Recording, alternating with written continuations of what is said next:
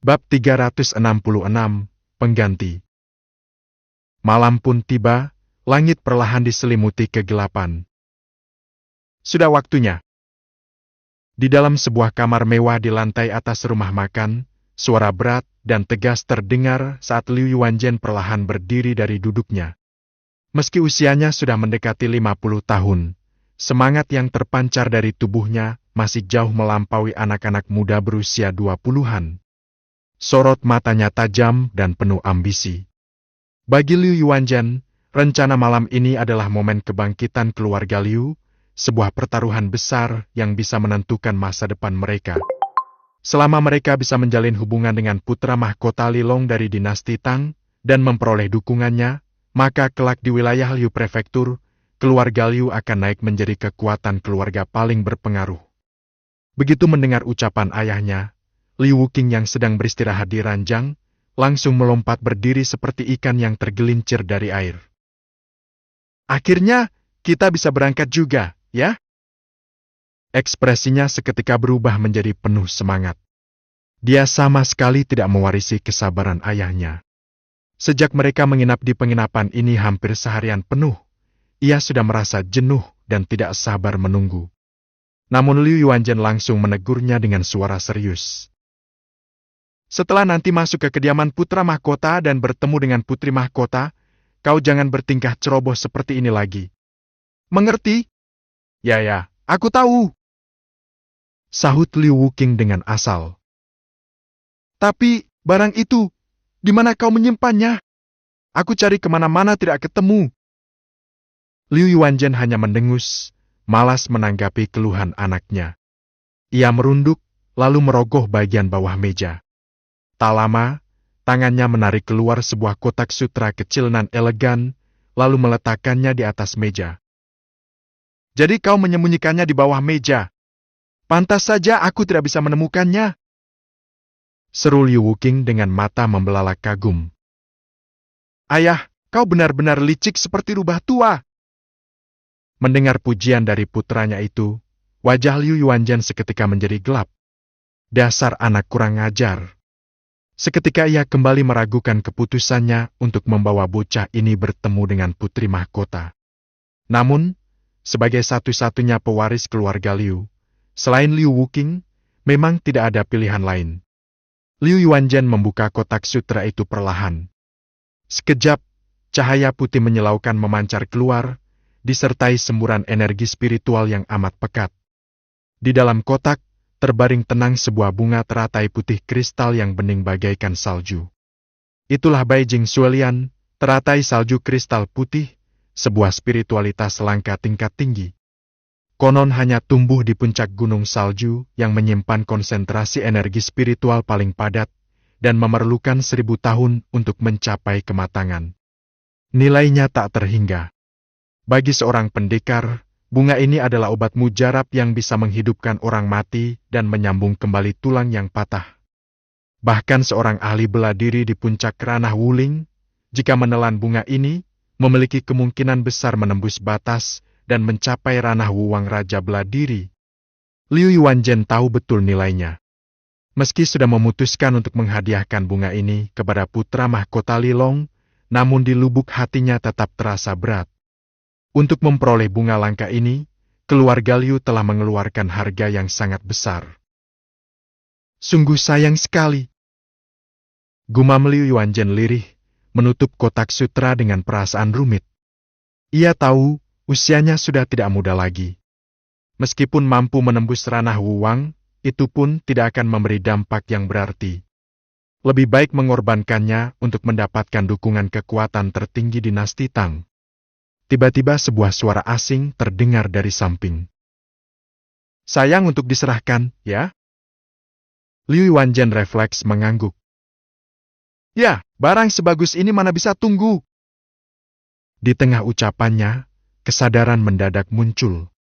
Suara itu asing bukan suara anaknya. Ia sontak menoleh, dan wajahnya langsung berubah drastis.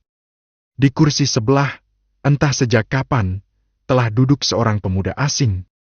Sementara Liu Wuqing telah tergeletak tak sadarkan diri di lantai entah masih hidup atau tidak. Wuqing! Kau siapa kau sebenarnya? Seru Liu Yuanzhen dengan wajah terkejut dan amarah memuncak. Apa yang sudah kau lakukan pada putraku? Pemuda itu tak lain adalah Wei, yang diam-diam telah membuntuti ayah anak keluarga Liu sejak lama. Namun meskipun diteriaki seperti itu, Wei hanya berdiri sambil tersenyum tenang.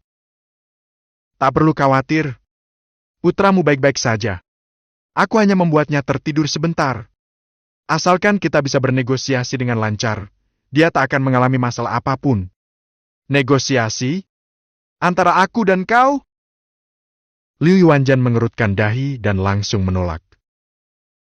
Aku tidak punya urusan apapun denganmu, dan juga tidak tertarik. Cepat pergi dari sini, atau jangan salahkan aku jika aku bersikap kasar. Sayangnya, ini bukan keputusanmu. Jawab Wei datar namun tegas. Kau! Liu Yuanzhen sudah hampir meledak. Namun, tiba-tiba ia terdiam. Matanya menyipit, menatap wajah Wei lekat-lekat. Aku merasa, aku pernah melihat wajahmu sebelumnya. Tidak salah lagi. Kau Wei dari sekte Raja Penakluk? Sekejap, pupil matanya mengecil drastis.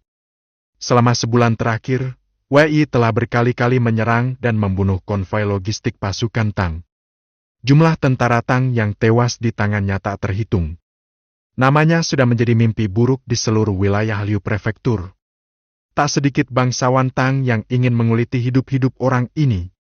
Dan sekarang, pria ini malah muncul di kota Yijiang, bahkan berhadapan langsung dengannya. Ketika menyadari bahwa tujuan Wei pasti berkaitan dengan rencana mereka malam ini, Liu Yuanzhen langsung menyadari betapa serius situasinya. Jika Wei menyusup ke dalam kediaman putra mahkota dengan memanfaatkan hubungan mereka, apapun yang terjadi di sana, keluarga Liu pasti ikut terseret dan menjadi kambing hitam. Dasar bocah keparat! Kalau kau sendiri yang muncul di hadapanku, jangan salahkan aku kalau aku bertindak kejam. Menangkapmu dan menyerahkan langsung pada putra mahkota juga bisa jadi prestasi besar. Bahkan mungkin, aku tak perlu menyerahkan bunga salju ini lagi. Sorot mata Liu Yuanzhen berubah tajam, dan tanpa basa-basi langsung meledakkan kekuatan internalnya. Ia tahu bahwa Wei adalah lawan tangguh, jadi tak ada alasan untuk menahan diri.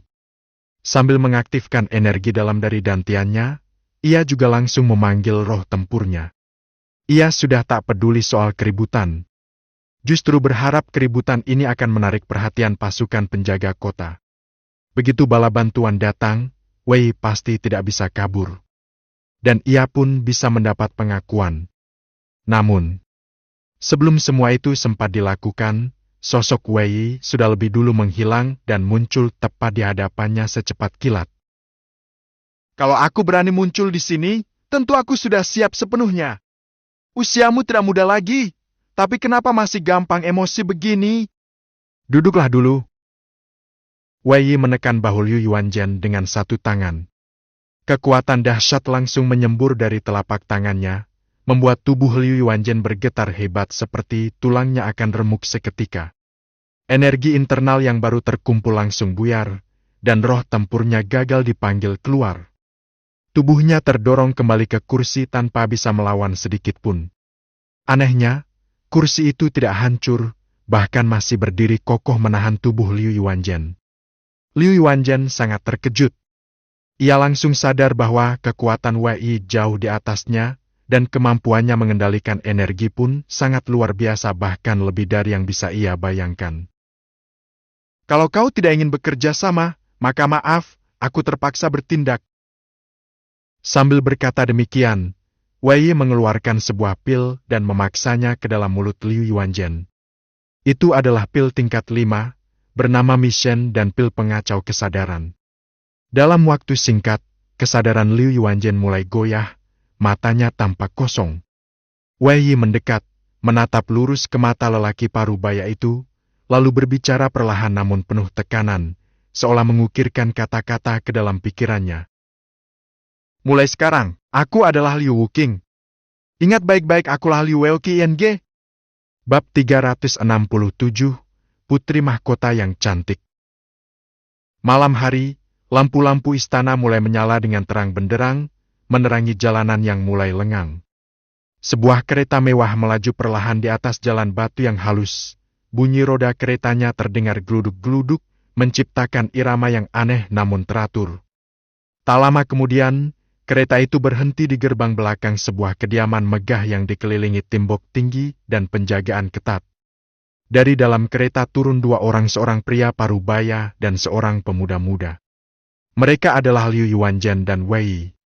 Tentu saja, dalam pandangan Liu Yuanzhen saat ini, Wei Yi bukanlah dirinya yang sebenarnya, melainkan sedang menyamar sebagai putranya, Liu Wuqing.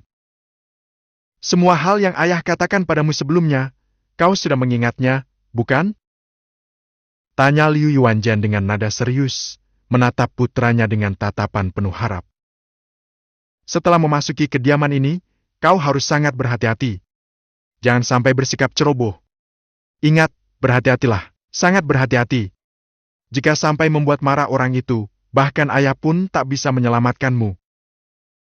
Wei Yi menjawab tanpa ekspresi. Anak ini mengerti. Aku tidak akan mengecewakan ayah. Liu Yuanzhen mengangguk puas.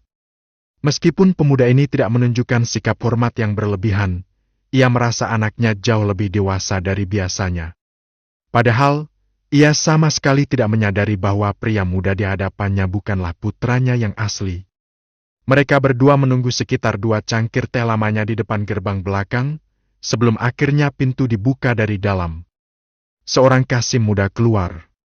Tatapannya tajam, bola matanya bergerak ke sana kemari dengan penuh kecurigaan, sebelum akhirnya berhenti menatap 2 tamu itu.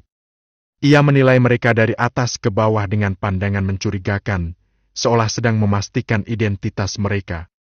Lalu, dengan dagu terangkat tinggi dan nada sombong, ia bertanya pada Liu Yuanzhen. Kau ini Liu Yuanzhen? Benar, saya Liu Yuanzhen. Ini putra saya, Liu Wuqing. Mohon bantuan Tuan Qasim agar kami bisa menghadap putri mahkota.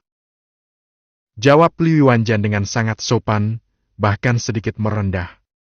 Namun, si Qasim muda justru semakin tinggi dagunya, memandang ke langit dan berkata datar. Putri mahkota itu orang seperti apa? Mana bisa kalian seenaknya menghadap? Liu Yuanzhen terkejut. Tapi, saya sudah membuat janji dengan beliau sebelumnya. Hai MPH! Itu dulu! Apa putri mahkota harus menunggu kalian setiap saat? Ejak Qasim itu dengan pandangan menghina. Wei Yi yang berada di samping Liu Yuanzhen sedikit mendekat dan berbisik. Dia menginginkan sesuatu, semacam penghargaan. Liu Yuanzhen baru sadar, menepuk dahinya pelan. Ternyata ia lupa mempersiapkan hadiah pembuka jalan. Tanpa ragu, ia segera mengeluarkan selembar uang perak dari lengan bajunya dan menyelipkannya ke tangan si Qasim dengan gerakan halus. Ini hanya sedikit tanda hormat dari kami untuk Tuan Qasim. Ucapnya dengan senyum penuh arti. Barulah wajah si Qasim berubah cerah. Ia melirik nominal pada uang itu dan tersenyum lebar. Ia tidak lagi bersikap angkuh. Kalau begitu, ikutlah aku masuk. Tapi ingat, jangan sampai tertinggal. Kalau para penjaga dalam mengira kalian penyusup dan menangkap kalian, jangan salahkan aku. Ya, tentu. Kami akan mengikuti Tuan Qasim dari dekat. Ujar Liu Yuanzhen cepat-cepat sambil terus membungkuk. Qasim muda itu meliriknya dengan sinis, seolah memandang rendah sikap merendah itu. Pandangannya kemudian beralih pada Wei Yi yang sejak tadi tetap tenang. Dia benar putramu? Tanyanya curiga. Menurut pengamatannya, penampilan dan aura 2 orang ini sangat jauh berbeda. Benar sekali. Ini putra saya sendiri. Mohon kiranya Tuan Qasim dapat membimbingnya. Jawab Liu Yuanzhen dengan cepat. Benar kata pepatah, ayah seperti harimau, anak pun bukan anjing. Jawab Qasim itu asal-asalan, lalu berbalik memimpin mereka masuk ke dalam. Dengan kehadiran Qasim ini, para penjaga yang berjaga di pintu tidak menghalangi mereka. Sementara itu, Wei Yi dengan diam-diam mengaktifkan teknik penyembunyi aura, menyembunyikan kekuatannya sedalam mungkin. Tapi tetap saja, lewat kekuatan spiritualnya, ia bisa merasakan bahwa kediaman ini dijaga sangat ketat. Setiap sudut dipenuhi penjaga yang berpatroli. Bahkan di tempat-tempat tersembunyi, terdapat banyak ahli kuat dan di antaranya terdapat lebih dari 10 orang setingkat Raja Beladiri Wuwang.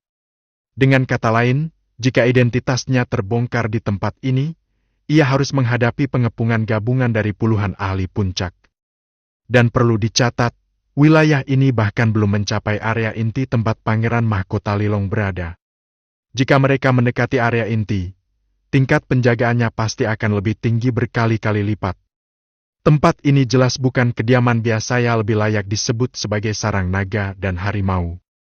Bahkan seorang ahli tingkat Wuzhong penguasa Beladiri pun belum tentu bisa masuk dan keluar dengan selamat. Di bawah panduan si Kasim, mereka berputar-putar melalui koridor, taman, dan lorong-lorong selama hampir setengah batang dupa. Ukuran kediaman ini benar-benar luar biasa. Liu Yuanzhen dan Wei Yi bahkan mulai merasa sedikit pusing karena berputar terlalu banyak sebelum akhirnya si Kasim berhenti di depan sebuah halaman tenang yang dijaga oleh seorang Kasim tua. "Silakan masuk," kata Kasim tua itu singkat, tanpa menoleh pada mereka. Tanpa pilihan lain, Liu Yuanzhen dan Wei Yi pun mengikutinya masuk. Mereka melintasi 2 gerbang kecil, hingga akhirnya tiba di sebuah ruangan bergaya pavilion. "Yang mulia, tamu sudah tiba," ucap Kasim tua itu dengan nada hormat yang sangat berbeda dari sebelumnya. Tak lama kemudian, terdengar suara halus dan bening dari dalam ruangan. "Biarkan mereka masuk." Liu Yuanzhen dan Wei Yi saling melirik, lalu melangkah masuk tanpa ragu. "Yang rendah menyapa Putri Mahkota!" seru Liu Yuanzhen sambil membungkuk dalam. Wei Yi yang berada di belakangnya hanya meniru gerakan bibir, seolah sedang bersuara. "Angkat kepala kalian dan bicara." Suara Putri Mahkota terdengar lagi. Keduanya pun menegakkan tubuh mereka perlahan. Tampak di hadapan mereka, seorang wanita muda nan cantik dalam balutan pakaian istana duduk anggun, memancarkan pesona luar biasa. Tak bisa dipungkiri, Putri Mahkota ini memang luar biasa cantik. Bahkan jika dibandingkan dengan wanita-wanita seperti Li Miaofu yang anggun dingin atau Julinger yang manis polos, ia tidak kalah sedikit pun. Namun, jika keduanya punya ciri khas masing-masing, Putri Mahkota ini hanya memberikan kesan satu keindahan yang menggoda.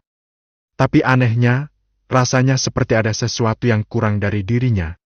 Lebih dari itu, Wei Yi samar-samar menangkap jejak aura iblis yang sangat tipis dari tubuhnya. Tapi ketika ia fokus kembali, aura itu seperti menghilang begitu saja, seolah semua itu hanya ilusi. "Ketua Liu, kau ingin bertemu dengan kami, ada urusan apa?" tanya Putri Mahkota dengan nada datar, namun penuh wibawa. "Saya membawa satu jenis tumbuhan spiritual yang dapat membantu Yang Mulia Pangeran Mahkota menembus batas dan melangkah ke tingkat Wuwang," jawab Liu Yuanzhen penuh semangat. "Oh, ada barang seperti itu? Coba tunjukkan, biar kami lihat sendiri." Putri Mahkota tampak tertarik. Ia tentu tahu bahwa Lilong telah lama berusaha menembus tingkatan itu. "Wuqing, serahkan barang itu," perintah Liu Yuanzhen. "Siap." Wei Yi pun maju selangkah sambil membawa kotak brokat berisi teratai salju kristal putih, melangkah perlahan ke arah Putri Mahkota dengan penuh ketenangan. Bab 368, Penangkapan. Sejak memasuki ruangan tadi, tanpa menunjukkan sedikit pun gelagat mencurigakan, Wei Yi sudah diam-diam mengamati setiap orang yang ada di dalamnya. Di luar dirinya dan Liu Yuanzhen, terdapat 4 orang lainnya di ruangan ini. 2 di antaranya adalah pelayan muda yang memiliki wajah cukup menarik. Sayangnya, langkah mereka ringan, napas tidak stabil, dan darah mereka tampak lemah. Sekilas saja sudah bisa dipastikan bahwa keduanya sama sekali tidak memiliki dasar bela diri. Kekuatan tempur mereka nyaris nihil. Di sisi Putri Mahkota berdiri seorang wanita parubaya bertubuh besar, tampak gagah dan kuat, bahkan terlihat lebih menyerupai seorang pria daripada perempuan. Meski tidak bisa dibilang buas atau mengerikan, sorot matanya memancarkan ketegasan dan gaya bicara yang kasar serta tak bersahabat.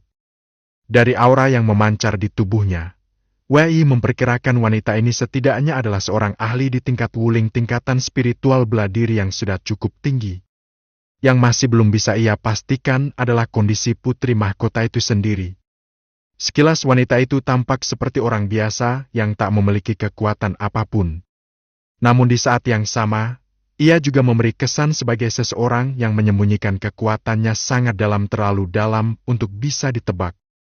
Tapi bagaimanapun keadaannya, Wei telah memutuskan untuk bertindak. Dirinya sudah sampai sejauh ini, rencananya pun telah berjalan hingga setengah jalan. Tidak mungkin ia akan mundur sekarang. Kalaupun semuanya gagal, aku masih bisa kabur menggunakan naga elang, pikirnya. Aku tidak percaya, wanita lemah seperti ini tak bisa aku tangkap. Tatapannya semakin tajam, seberkas kilatan ganas melintas di kedalaman matanya. Jika ia ingin menjatuhkan pangeran mahkota Lilong dari dinasti Tang, maka langkah pertama yang tak bisa dilewatkan adalah menangkap wanita ini. Tanpa menyandera sang putri mahkota, mustahil baginya untuk mendekati Lilong. Tentu saja, secara lahiriah, Wei tetap menunjukkan sikap penuh hormat. Dengan kedua tangan membawa kotak kecil berlapis kain sutra, ia berjalan perlahan mendekati tempat duduk putri mahkota. Gerakannya tegap dan wibawa dalam setiap langkahnya tidak luput dari perhatian wanita itu. Seketika, putri mahkota mengangguk perlahan dalam hati. Ia pun diam-diam sepakat dengan penilaian Kasim muda sebelumnya pria ini. Wei memang sangat tidak mirip dengan Liu Yuanzhen. Hubungan mereka sebagai ayah dan anak terasa janggal. Tentu saja, sebagai seorang wanita cerdas yang penuh perhitungan, ia tak mengucapkan dugaan tersebut secara terang-terangan. Sebaliknya, ia malah tersenyum dan memuji. Putra tuan ini benar-benar tampan dan berkarisma. Jika suatu saat ada kesempatan, aku pasti akan merekomendasikannya kepada Pangeran Mahkota. Terima kasih atas kemurahan hati Anda, Yang Mulia. Mendapat perhatian dari Anda merupakan kehormatan besar bagi anak saya. Sahut Liu Yuanzhen dengan wajah berseri-seri. Memang, salah satu tujuan kedatangannya adalah untuk membina hubungan dengan Pangeran Mahkota dinasti Tang. Namun di sisi lain, ia juga ingin memperkenalkan putranya kepada kalangan elit. Sementara itu, ekspresi wajah Wei tetap tenang, seolah pujian dan pembicaraan mereka tidak ada sangkut pautnya dengannya. Ia terus melangkah, semakin mendekat ke arah putri mahkota. Saat itu, salah satu pelayan di sisi wanita itu mengangkat tangan dan berkata, "Serahkan kotaknya padaku." Itu memang prosedur yang wajar dan biasa. Namun Wei menggeleng pelan. "Akan lebih tepat jika aku sendiri yang menyerahkannya langsung kepada Yang Mulia," ujarnya tenang. Ia mengabaikan pelayan itu dan terus berjalan ke depan. Kedua gadis pelayan itu saling berpandangan, tampak bingung, karena belum pernah menemui situasi seperti ini sebelumnya. Putri mahkota juga sempat terkejut dan menoleh ke bawah, menatap Liu Yuanzhen seolah meminta penjelasan. Sayangnya, lelaki tua itu juga tampak bingung, tidak tahu menahu apa yang terjadi. Di saat itulah, wanita parubaya yang berdiri di sisi putri mahkota melangkah maju dengan suara dingin. "Anak muda, serahkan kotaknya padaku." Ia mengulurkan tangan langsung untuk merampas kotak itu. Namun Wei menyipitkan mata dan tersenyum dingin. Ia segera menahan tangan wanita itu dengan satu gerakan kilat. Keduanya bertarung secepat kilat. Tubuh Wei seketika memancarkan kekuatan ki sejat yang membara. Wajah wanita itu langsung berubah drastis. Namun sudah terlambat untuk mundur. Boom! Suara berat menggema di udara. Wanita itu terpental keras dan jatuh menghantam lantai, langsung kehilangan kesadaran. "Kau!" Dua pelayan itu terkejut dan langsung berdiri menghalangi Wei. Namun karena Wei sudah memutuskan untuk bertindak, tentu saja ia tidak akan ragu-ragu lagi. Ia membentuk mudra pedang dengan jari-jarinya dan mengarahkan dua serangan ke udara. Dua kilatan pedang yang menyilaukan seketika muncul dan melesat ke arah dua pelayan itu. Tanpa kemampuan bertahan yang memadai, mereka hanya mengandalkan keberanian sesaat. Kedua tubuh mereka langsung roboh setelah terkena serangan. Pada saat yang sama, Wei mengaktifkan formasi yang telah ia siapkan sejak awal. Sebuah layar cahaya muncul, menyelimuti seluruh ruangan dengan tepat tidak lebih, tidak kurang. Formasi ini tidak hanya menyembunyikan seluruh kejadian yang terjadi di dalam ruangan, tetapi juga mencegah orang luar mengetahuinya. "Wuqing, apa yang kau lakukan ini? Hentikan sekarang juga!" Liu Wanzhen berseru keras dengan wajah penuh keguncangan, lalu segera berlari ke depan. Namun ia masih mengira bahwa Wei adalah anaknya, Liu Wuqing. Wei hanya menoleh dengan dingin dan tanpa pikir panjang melayangkan serangan. Sebuah gelombang energi pedang menghantam Liu Wanzhen, membuat pria tua itu terpental dan memuntahkan darah. Sebelum sempat berdiri kembali, serangan kedua datang menghantam dadanya dengan keras. Kali ini, ia langsung roboh dan tidak bisa bangkit lagi. Dalam sekejap mata, ruangan yang besar itu kini hanya menyisakan satu orang putri mahkota. "Siapa sebenarnya dirimu? Kau jelas bukan Liu Wuqing!" Serunya tajam, wajahnya berubah dingin. Ia tahu, tak mungkin seorang anak tega menyerang ayah kandungnya dengan begitu kejam jika bukan orang lain yang menyamar. "Putri mahkota memang cerdas." Wei tersenyum santai, perlahan mendekat. "Kalau Anda memang sepintar itu, bukankah bisa menebak sendiri siapa aku sebenarnya? Apa kau berniat menyerang pangeran mahkota?" Tanya putri mahkota, yang tampaknya langsung bisa menebak maksud dari penyerangan ini. Tanpa menunggu jawaban, ia meledakkan kekuatan dalam tubuhnya dan meluncur maju dengan satu pukulan kuat ke arah Wei. Ternyata, dia juga berada di tingkat Wuwang Raja bela diri. Wei sedikit terkejut dan segera menghindar ke belakang. Setelah beberapa saat, ia tiba-tiba tertawa kecil. "Sepertinya Yang Mulia hanya punya kekuatan, tapi tak tahu bagaimana menggunakannya. Kalau begitu, jangan salahkan aku karena tidak sopan." Kekuatan hanyalah dasar.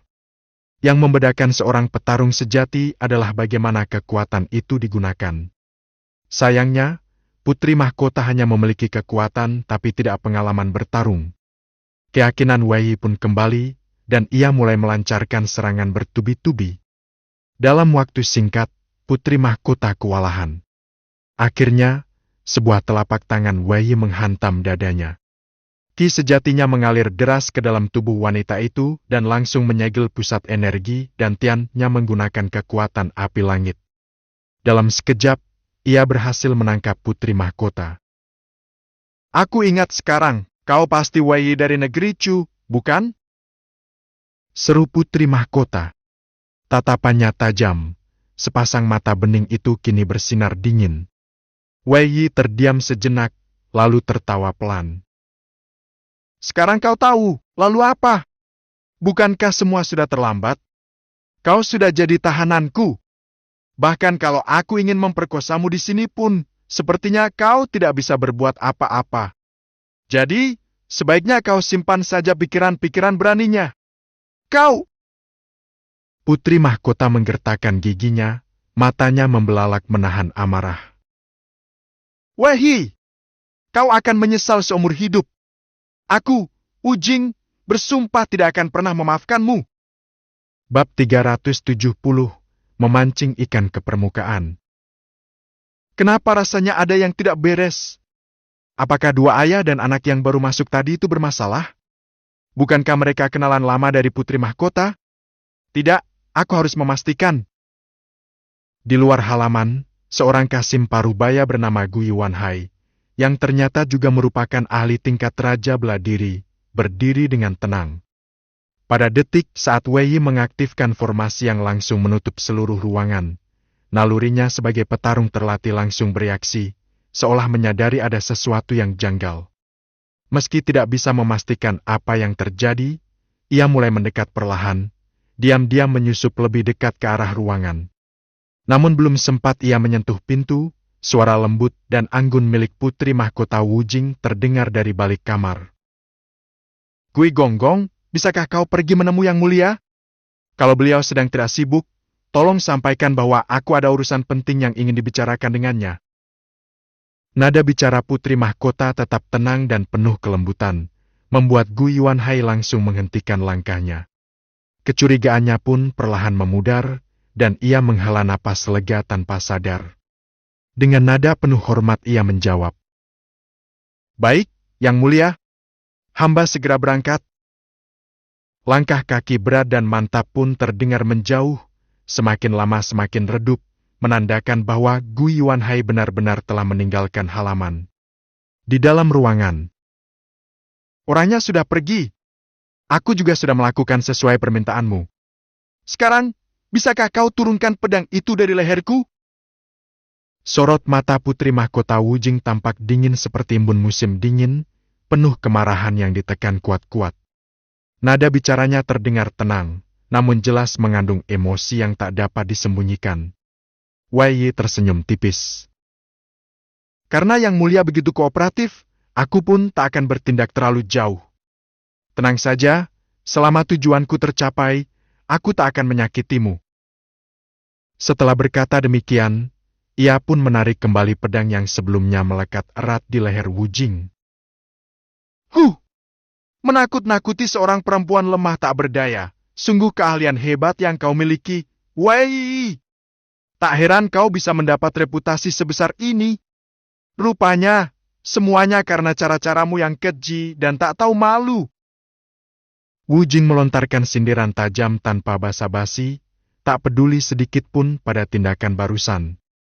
Namun Wei Yi hanya tertawa kecil, sama sekali tak memedulikan ucapannya.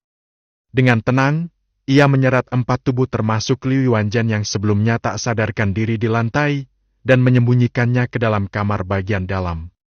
Baru setelah memastikan semuanya rapi, ia menoleh ke arah Wujing sambil berkata, "Kurasa saat ini putra mahkota tidak sedang sibuk, bukan? Kau sudah mengirim orang untuk memanggilnya. Menurutmu, apakah dia akan datang?" Wei Yi tak benar-benar memperdulikan sang putri mahkota. Target sesungguhnya adalah putra mahkota Lilong, karena putri mahkota bisa diganti, tapi putra mahkota tidak. Selama ia bisa menangkap Lilong, maka itu berarti ia menggenggam kartu truf paling kuat untuk mengancam dinasti Tang, bahkan sang kaisar agung, yang digadang-gadang sebagai kaisar terbesar sepanjang masa. "Hai MPH, Yang Mulia sangat sibuk setiap hari, bagaimana aku tahu apakah dia akan datang atau tidak?" Nada suara Wujing tetap dingin, jelas ia masih ingin bekerja sama sepenuhnya. Wei Yi mengangkat alis, lalu memandangnya sambil tersenyum samar. "Aku sarankan kau tak perlu membuang tenaga. Aku tahu kau diam-diam masih berusaha melepaskan segel yang kupasang. Tapi biar kau tahu, segel yang mengunci dantianmu bukan hanya terbentuk dari kekuatan energi bela diri biasa, aku juga menambahkan kekuatan api asing ke dalamnya. Kau memang memiliki tingkat kekuatan raja bela diri, tapi kultivasimu jelas belum matang. Bahkan bila dibandingkan dengan petarung biasa di tingkat roh bela diri, kau belum tentu menang. Kecuali kau punya waktu sehari atau 2 hari penuh untuk melemahkan segelnya sedikit demi sedikit, maka selama itu kau tidak akan bisa membuka kuncinya dengan kekuatanmu sendiri." Ia mengangkat bahu santai. "Tentu, kalau kau cuma iseng ingin menghabiskan waktu, anggap saja aku tidak mengatakan apa-apa." "Kau!" Mendengar itu, Wujing langsung marah besar. Matanya menatap tajam bagaikan hendak menusuk, namun tak keluar sepatah kata pun. Ia menggertakkan giginya dengan kuat, suara gesekan gigi bagaikan bunyi batu diasah, penuh kebencian. Namun Wei Yi tampak tidak terganggu sama sekali. Sambil mengusap dagu, ia menatap Wujing dengan penasaran lalu bertanya, "Sebenarnya aku ingin tahu satu hal, bagaimana kau bisa memiliki kekuatan setingkat raja bela diri? Bukankah para selir dan istri bangsawan di dinasti Tang dilarang berlatih ilmu bela diri? Itu bukan urusanmu." Raut wajah Wujing sedikit berubah, namun ia tetap menjawab dengan dingin. Hei, baiklah, tak apa kalau kau tak ingin menjawab. Tapi aku masih punya satu pertanyaan lagi. Wei Yi menyipitkan mata, wajahnya dipenuhi rasa ingin tahu yang tampak tak sopan. Ia mendekat dan menurunkan suaranya. Kalau dugaanku benar, sepertinya kau masih seorang perawan, ya? Jadi, selama ini kau dan putra mahkota benar-benar menjaga jarak seperti itu? Padahal wajah dan tubuhmu bisa dibilang kelas 1. Jangan-jangan, putra mahkota kita kurang berkemampuan dalam urusan itu? Kalau begitu, informasi ini bisa sangat berguna, ya? Wei Yi! Ledakan kemarahan keluar dari mulut Wu Jing. Ia langsung berdiri, matanya membara, sorotnya dipenuhi kebencian yang seolah bisa membakar tubuh Wei Yi seketika. Wajahnya memerah seperti darah, antara amarah, malu, dan dendam bercampur menjadi satu. Andai tatapan bisa membunuh, Wei Yi mungkin sudah tewas ratusan kali oleh mata Wu Jing. Kau tak perlu menatapku seperti itu. Wei Yi duduk dengan tenang dan bersandar di kursi, nada bicaranya ringan namun penuh tekanan. Aku tak tertarik dengan rahasia ataupun hubungan pribadimu dengan putra mahkota. Tujuanku ke sini hanya untuk meminjam status putra mahkota sebagai alat negosiasi. Jadi selama kau bersikap kooperatif, aku tak akan mengusik urusan-urusan kotor di dalam istana ini. Ucapan itu membuat Wu Jing perlahan menenangkan diri. Mata dinginnya masih menatap Wei Yi, namun amarahnya mulai mereda. Beberapa detik berlalu, ia akhirnya membuka mulut. Aku tahu apa rencanamu. Tapi jika kau berniat menggunakan putra mahkota sebagai sandera untuk memaksa dinasti Tang menghentikan penyerbuan ke negeri Chu, kau benar-benar keliru. Beliau tidak akan terpengaruh oleh ancaman siapapun, bahkan jika yang dijadikan sandera adalah anak kandungnya sendiri. Tidak diragukan lagi, beliau yang ia maksud adalah Kaisar Tang, penguasa puncak yang ditakuti sekaligus dihormati oleh seluruh benua. Mendengar hal itu, tatapan Wei Yi langsung berubah. Matanya menyipit, menatap Wu Jing lekat-lekat, sebelum akhirnya ia tertawa pelan. Kalau tidak dicoba, bagaimana kita tahu hasilnya? Lagi pula, bukan berarti negeri Chu tidak punya kekuatan untuk melawan. Saat ini, hanya pihak kerajaan yang turun tangan. Tapi, sekte kami, sekte Overlord, dan juga sekte darah pembantai, belum bergerak sama sekali. Mengingat kekuatan pemimpin sektenya, Wei Yi langsung merasa jauh lebih percaya diri. Jika kedua sekta besar itu ikut bertarung, bukan tidak mungkin pasukan Tang sebanyak 50.000 orang akan hancur total. Wu Jing tampak hendak mengatakan sesuatu lagi. Namun saat itu juga, dari luar rumah terdengar keributan. Suara ramai para pelayan dan pengawal langsung membuat suasana berubah tegang. Kemudian, terdengar suara khas dengan nada tinggi dan tajam. Yang mulia putra mahkota tiba. Mata Wei Yi langsung melebar. Ia bangkit berdiri dengan cepat. Piupau matanya menyempit tajam, dan aura membunuh yang menakutkan langsung terpancar dari seluruh tubuhnya. Atmosfer di ruangan langsung berubah mencekam. Bahkan Wu Jing yang dikenal tegar pun tak kuasa menyembunyikan kegugupan. Wajahnya memucat, tubuhnya sedikit gemetar terkejut melihat perubahan drastis dalam diri Wei Yi.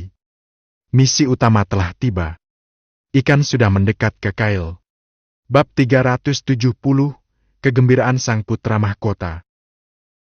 Ini tidak mungkin. Mata putri mahkota, Wu Jing, membelalak tak percaya saat memandangi Wei Yi. Ekspresinya penuh dengan keterkejutan yang tak mampu disembunyikan. Meski sebelumnya ia pernah bentrok dengan Wei Yi, pertarungan mereka berlangsung terlalu singkat. Dalam beberapa jurus saja, ia sudah ditangkap dan dilumpuhkan oleh pria itu dan setelah itu, segalanya berakhir begitu saja. Akibatnya, Wu Jing sama sekali belum pernah benar-benar menyaksikan kekuatan sejati Wei Yi. Baru sekarang, saat aura kultivasinya meledak tanpa disembunyikan dan dia berdiri begitu dekat, Wu Jing benar-benar bisa merasakan betapa menakutkannya kekuatan pria itu. Aura membunuh yang begitu tajam dan padat sampai terasa seperti mewujud secara fisik, melingkupi tubuh Wei Yi dari kepala hingga kaki. Sosoknya ibarat dewa perang yang melangkah keluar dari kedalaman neraka begitu menggetarkan dan menimbulkan rasa takut yang instinktif di hati siapapun yang melihat. Aura semacam ini jelas bukan hasil dari membunuh 1-2 orang saja, tapi terbentuk dari pengalaman membantai puluhan ribu jiwa. Bahkan para jenderal kawakan yang telah melewati puluhan medan perang pun belum tentu mampu mencapai tingkat ini. Namun Wei ternyata sudah memilikinya. Betapa luar biasa dan sulit dipercaya. Aku pernah mendengar bahwa dalam sebulan ini dia membantai lebih dari 10.000 prajurit Tang. Awalnya kupikir hanya desas-desus belaka, tapi kini tampaknya semua itu mungkin saja benar. Gumam Wu Jing dalam hati.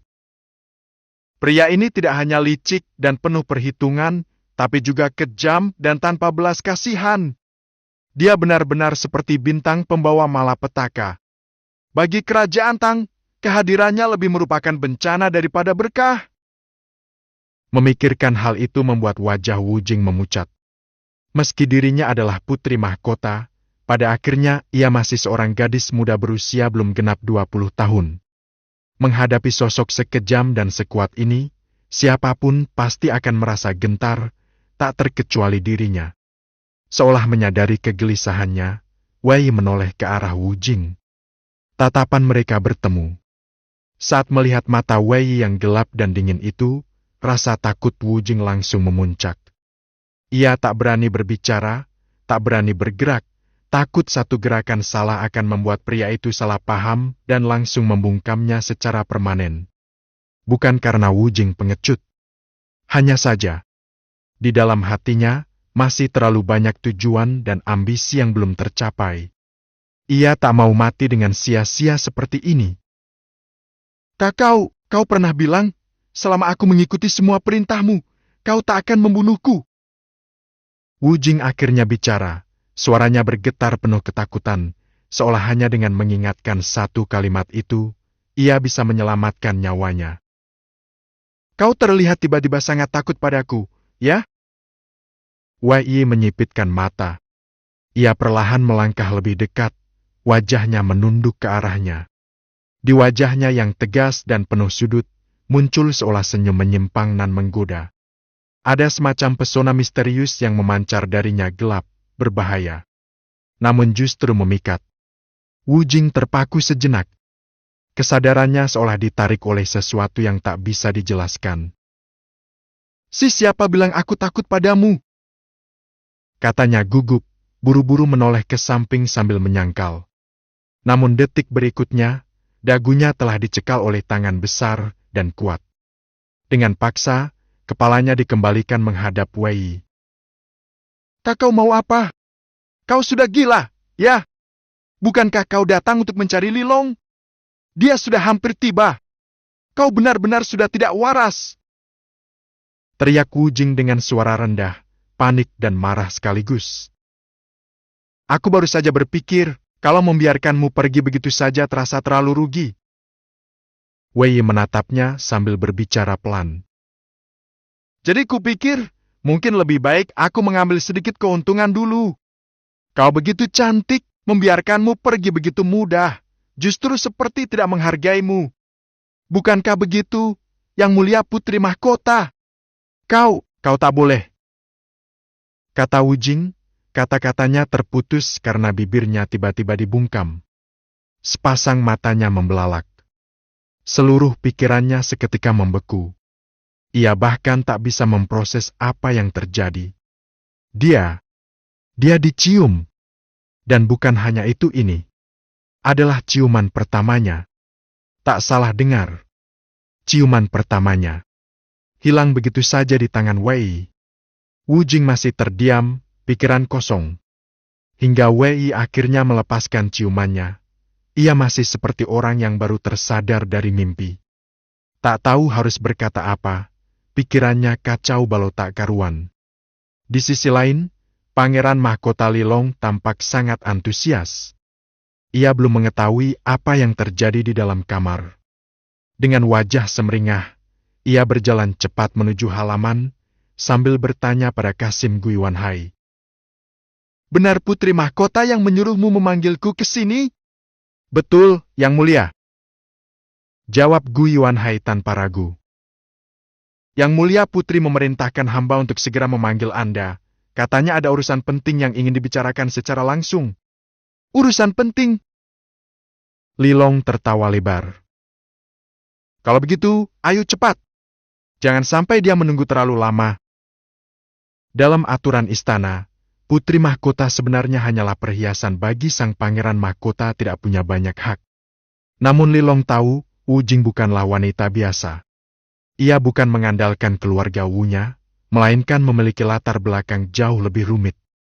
Sebenarnya, Wu Jing adalah orang dari sekte iblis hitam, sebuah kekuatan gelap yang bahkan sang kaisar pun enggan menyinggungnya. Karena itu, meski secara formal mereka adalah pasangan suami istri, hubungan Li Long dan Wu Jing selama ini sangatlah dingin. Tak hanya tidak pernah tidur satu ranjang, bahkan sedikit bersentuhan pun tidak. Memiliki wanita secantik itu di sisinya, namun tak bisa menyentuh, tentu membuat Li Long merasa tertekan. Tapi karena takut pada latar belakang sang istri, ia tak pernah berani bertindak gegabah. Maka hari ini, ketika mendengar Wu Jing memanggilnya secara langsung, ia pun segera datang tanpa pikir panjang. Mungkinkah dia akhirnya melunak? Atau mungkin teknik kultivasinya sudah mencapai tahap akhir? Bagaimanapun juga, kalau dia sendiri yang memanggilku, ini jelas kabar baik. Li Long begitu gembira membayangkan kemungkinan-kemungkinan itu. Terlebih, kalau ia bisa benar-benar menaklukkan Wu Jing, itu berarti ia juga mendapatkan dukungan dari sekte iblis hitam. Tak lama kemudian, ia bersama rombongan kecilnya tiba di depan halaman tempat tinggal putri mahkota. Semua pelayan dan Kasim langsung berlutut, memberi salam. Hormat kepada Yang Mulia Pangeran Mahkota. Kalian semua tunggu di luar. Li Long tampak tidak sabar. Ia hanya membawa beberapa orang ke dalam, termasuk Gu Yuanhai. Yang Mulia, izinkan hamba masuk terlebih dahulu untuk menyampaikan kehadiran Anda. Kata Gu Yuanhai sopan. Cepat, jangan buang waktu.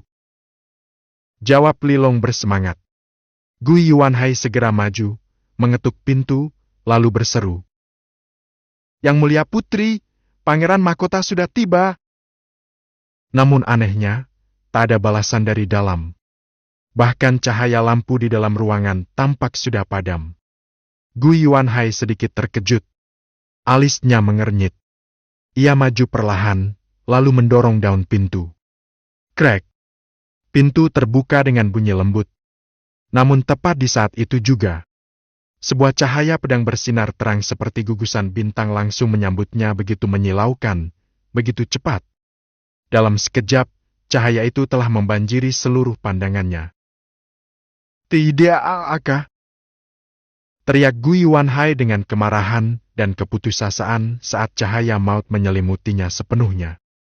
Bab 371, Wai Fias Li Long. Meskipun Gu Yuanhai memiliki kekuatan pada tingkat